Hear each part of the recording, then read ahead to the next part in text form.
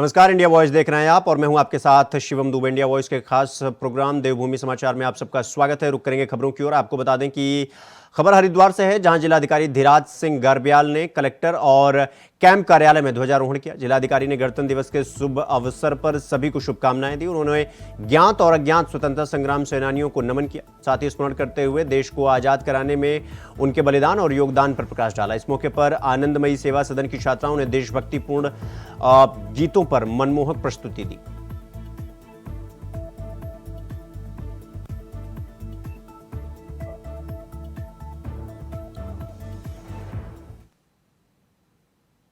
अगली खबर हरिद्वार से है, जहां गणतंत्र दिवस के अवसर पर आयोजित पुलिस परेड में कैबिनेट मंत्री सतपाल महाराज ने ध्वजारोहण कर परेड की सलामी दी। साथ ही कार्मिकों को भारतीय गणतंत्र दिवस का संकल्प याद दिलाया। विभिन्न स्कूलों के छात्राओं ने राष्ट्रीय गान, राष्ट्रीय गीत और देशभक्ति से परिपूर्ण गीत और नाट्यम की प्रस्तुति दी। और दर्शक बलिदान में बहुत महानुभाव।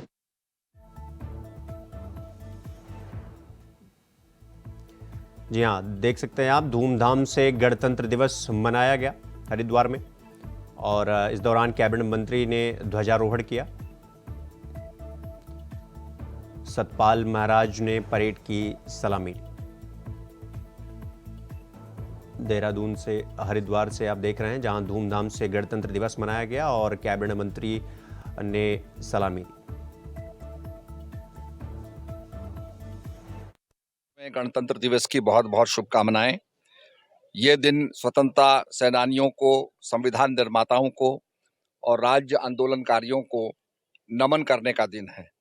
और आज ही के दिन संविधान लागू किया गया, तो संविधान की रक्षा हमें करनी है, अनुशासन बनाए रखना है और अपने राज्य का विकास करना है। उस विकास के लिए हमने बहुत से सर्किट्स बनाए हैं, जिसमें Vaishnav circuit, Shakta circuit, Shaiva circuit, Golju circuit, Sikh circuit, Mahasu circuit, ऐसे बहुत से सर्किट्स तैयार किए गए हैं। और इस समय शीतकालीन यात्रा हमारी चल रही है।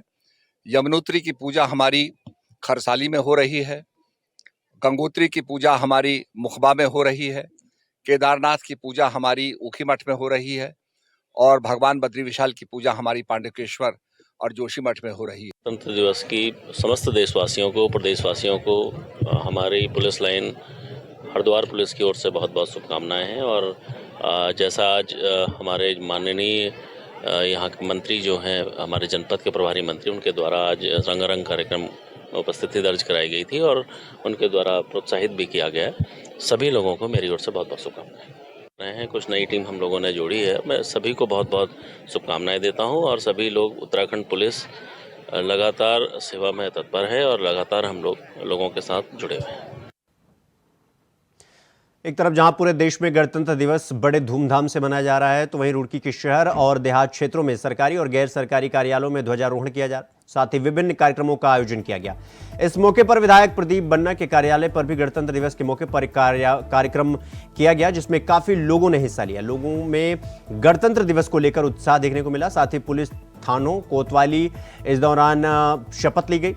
इसके साथ ही बच्चों और छात्रों ने रंगारंग कार्यक्रम का आयोजन किया, जिसे देखकर लोगों में काफी प्रसन्नता देखने को मिली।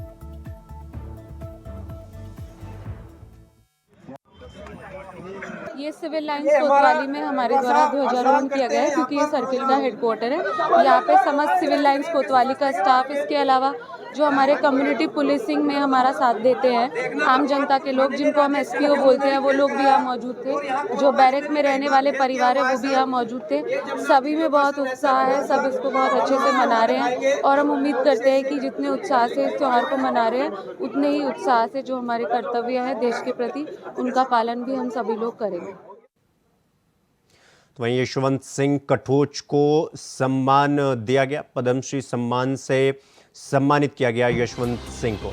यहाँ इस वक्त की बड़ी खबर आपको बता रहे हैं कि यशवंत सिंह कठोच को सम्मान दिया गया, पद्मश्री से सम्मानित किया गया यशवंत सिंह। लिटरेचर और एजुकेशन में इन्हें सम्मानित किया गया पद्मश्री से। यहाँ यशवंत सिंह कठोच को यह सम्मान मिला है, पद्मश्री सम्मान से सम्मानित किए गए हैं यशवंत सिंह। लिटरेचर और एजुकेशन में इन्हें सम्मान दिया गया।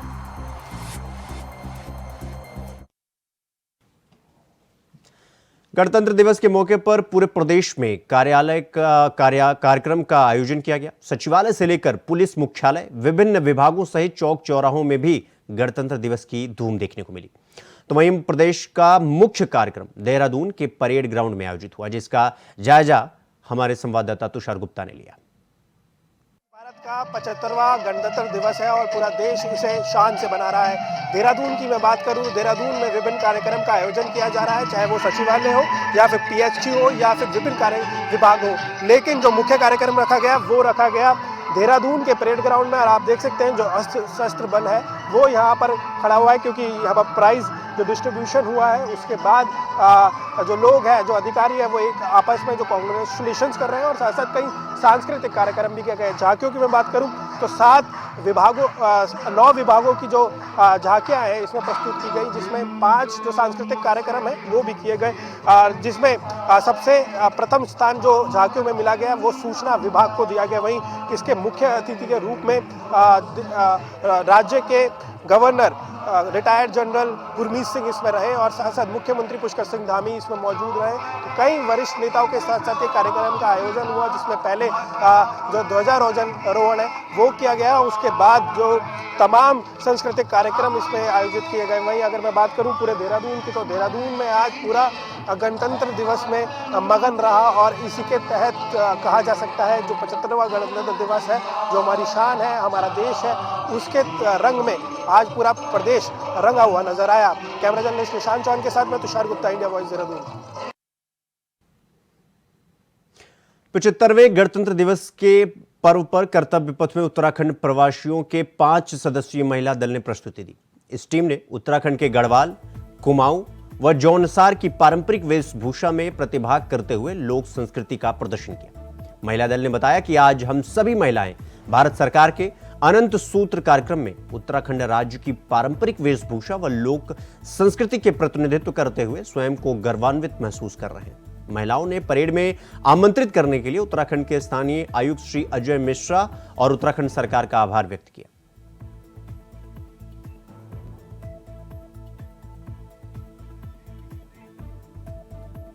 खबरों में आगे बढ़ेंगे। आपको बता दें कि 5 फरवरी से उत्तराखंड विधानसभा का सत्र आहूत होने जा रहा है। विधानसभा सचिवालय ने सत्र की अधिसूचना जारी कर दी है। 5 फरवरी को सुबह 11 बजे से शुरू होगी सत्र की कार्रवाई। आपको बता दें कि 8 सितंबर 2023 विधानसभा सत्र को अनिश्चितकाल के लिए स्थगित कर दिया गया था, जिससे अब दोबारा सत्र आहूत कर दिया गया।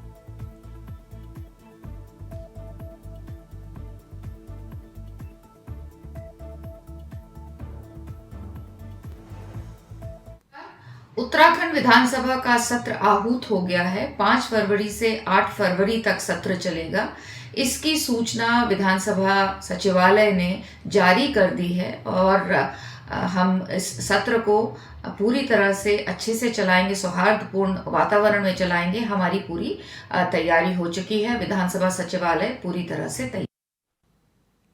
उत्तराखंड कांग्रेस इन दिनों अपने राष्ट्रीय अध्यक्ष के दौरे को लेकर तैयारियों में जुटी हुई नजर आ रही है। आपको बता दें कि कांग्रेस के राष्ट्रीय अध्यक्ष मल्लिकार्जुन खड़गे 28 जनवरी को देहरादून आ रहे हैं। इसके चलते उत्तराखंड में सियासत गर्म हो गई।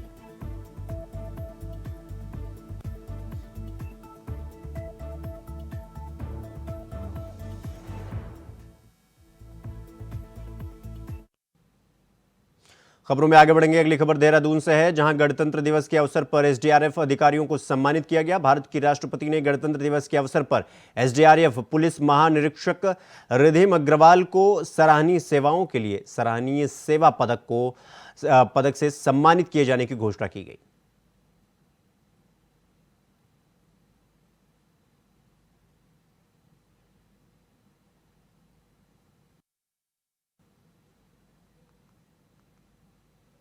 खबर हल्द्वानी से है, जहां कांग्रेस के वरिष्ठ नेता आचार्य प्रमोद कृष्णम ने अयोध्या में बीते 22 जनवरी को रामलला की प्राण प्रतिष्ठा के मौके पर विपक्षी दलों के अयोध्या न पर सवाल खड़े किए। उन्होंने कहा कि राम किसी एक पार्टी के नहीं है, इसलिए कांग्रेस सहित सभी विपक्षी दलों के नेता को अयोध्या मंदिर जाना चाहिए। राम के मंदिर में जाने के लिए निमंत्रण की आवश्यकता नहीं होती है और यदि निमंत्रण आए तो यह मनुष्य का सौभाग्य होता है। अयोध्या में राम के नाम की गंगा बह रही थी, डुबकी लगाना चाहिए था।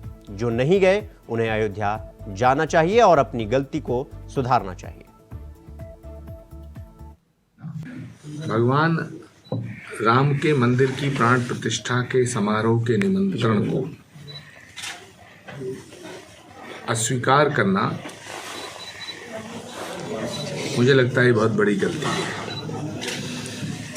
और जिन राजनीतिक पार्टियों ने, जिन राजनीतिक नेताओं ने भगवान राम के मंदिर के निमंत्रण को अस्वीकार किया है, उन्हें जल्दी ही अपनी गलती को स्वीकार कर देना चाहिए। राम भारत की आत्मा है। राम के बिना न भारत की कल्पना की जा सकती है, न भारत के लोकतंत्र की। अयोध्या में उनकी जो जन्मभूमि का मंदिर है, इसको किसी एक पार्टी का समझ लेना ये ठीक नहीं है। और राम के मंदिर के निमंत्रण को अस्वीकार करना मैं समझता हूँ कि बिल्कुल उचित नहीं था। और ये एक गलती हुई है विपक्ष से। विपक्ष को इस गलती को सुधारने की, अपनी गलती को स्वीकार करने की जो मैं समझता हूँ कि सद्बुद्धि भगवान दे तो ज़्यादा अच्छा होगा। तो वही खबर हल्द्वानी से है, जहां कांग्रेस के वरिष्ठ नेता आचार्य प्रमोद कृष्णम ने कहा कि राजनीति में होने का मतलब यह नहीं होता कि जो सच है उसे स्वीकार न किया जाए। देश की आज़ादी के बाद कितने ही प्रधानमंत्री भारत को मिले, वे सभी योग्य थे। सबने अपने तरीके से देश की सेवा की।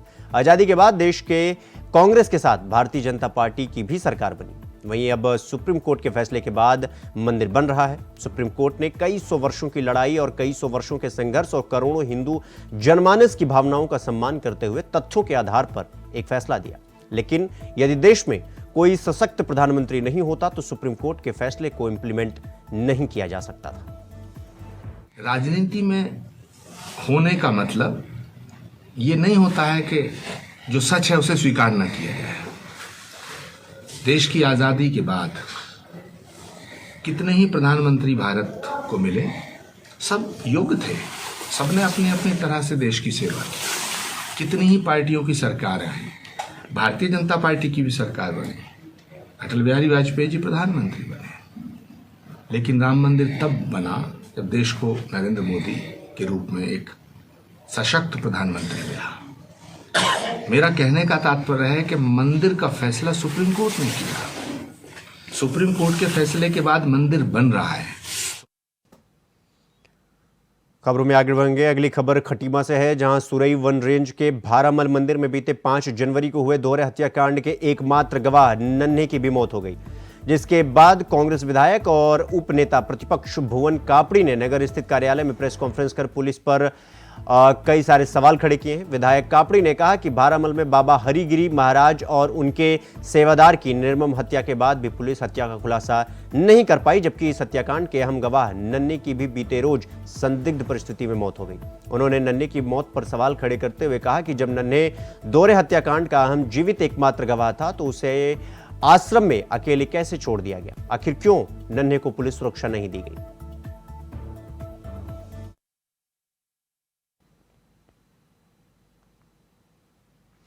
वहीं उत्तराखंड सरकार ने यूसीसी के लिए बनाई विशेषज्ञ समिति का कार्यालय 15 दिन के लिए और बढ़ाने का काम किया है। लेकिन सूत्रों की माने तो यूसीसी कमेटी आगामी 2 फरवरी तक अपना ड्राफ्ट सरकार को सौंप सकती है, जिसके बाद सरकार उसका परीक्षण कर उसे लागू करने का काम करेगी।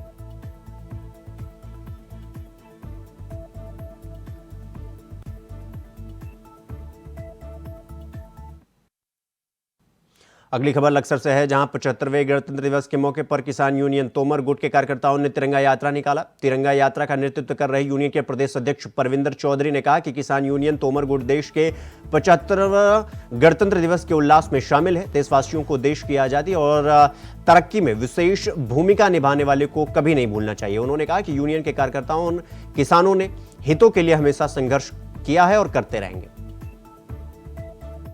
आज भारतीय किसान यूनियन तोमर ने एक जो 75वां गणतंत्र दिवस है 26 जनवरी के उपलक्ष्य में हम मना रहे हैं। और हम शेखपुरी हमारा जो कार्यालय है उस कैंप कार्यालय जो प्रदेश का है उस तक की एक तिरंगा यात्रा हम निकाल रहे हैं। और हम देश के लिए, किसानों के लिए और मजदूरों के लिए लड़ाई लड़ते रहेंगे।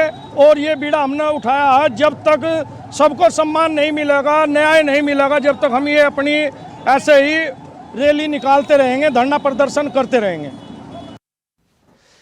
खबर पौड़ी से है, जहां गणतंत्र दिवस के अवसर पर कंडोलिया मैदान में भव्य परेड का आयोजन किया गया। परेड का शुभारंभ मुख्य अतिथि कैबिनेट मंत्री डॉक्टर धन सिंह रावत ने सम्मानपूर्वक राष्ट्रीय ध्वज को फहराया।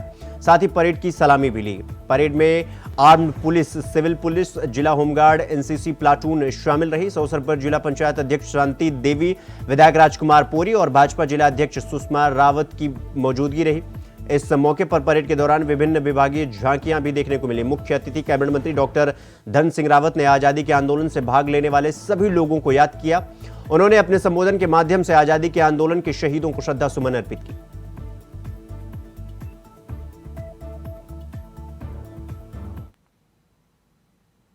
वहीं अगली खबर हल्द्वानी से है, जहां आचार्य प्रमोद कृष्ण ने नीतीश कुमार की विश्वसनीयता पर सवाल उठाए हैं। उन्होंने कहा कि नीतीश कुमार क्रेडिबल इंसान नहीं है और नीतीश कुमार पर भरोसा नहीं किया जा सकता। वह कब क्या करेंगे किसी को नहीं पता। नीतीश कुमार कितनी बार वह नरेंद्र मोदी के साथ रहे और कितनी बार वह नरेंद्र मोदी के खिलाफ रहे। शुरू में वो कहते थे कि लालू यादव की पार्टी डकैतों की पार्टी है, अपराधियों की पार्टी है। फिर लालू जी एक साथ हो गए और फिर लालू जी के साथ अलग भी हो गए। अब मुझे लगता है कि फिर वो अपने स्वरूप में आने वाले हैं। देखिए, 2024 का चुनाव कांग्रेस पार्टी पूरी ताकत से लड़ने जा रही है। हमारी पहली कोशिश है कि हम क्षेत्रीय दलों से समझौता करके बीजेपी के खिलाफ चुनाव लड़ें, लेकिन क्षेत्रीय दलों को ऐसा लगने लगा है जैसे बीजेपी को हटाना, नरेंद्र मोदी जी को हटाना कांग्रेस की ही मजबूरी बन गई है। तो मैं सभी क्षेत्रीय दलों से यह आग्रह करना चाहता हूं कि अगर पूरब से पश्चिम, उत्तर से दक्षिण, कश्मीर से कन्याकुमारी तक अगर बीजेपी को कोई रोक सकता है तो वो कांग्रेस पार्टी रोक सकती है। देवभूमि समाचार में फिलहाल अभी के लिए बस इतना ही। देश दुनिया की तमाम खबरों को देखने के लिए देखते रहिए इंडिया वॉइस। नमस्कार।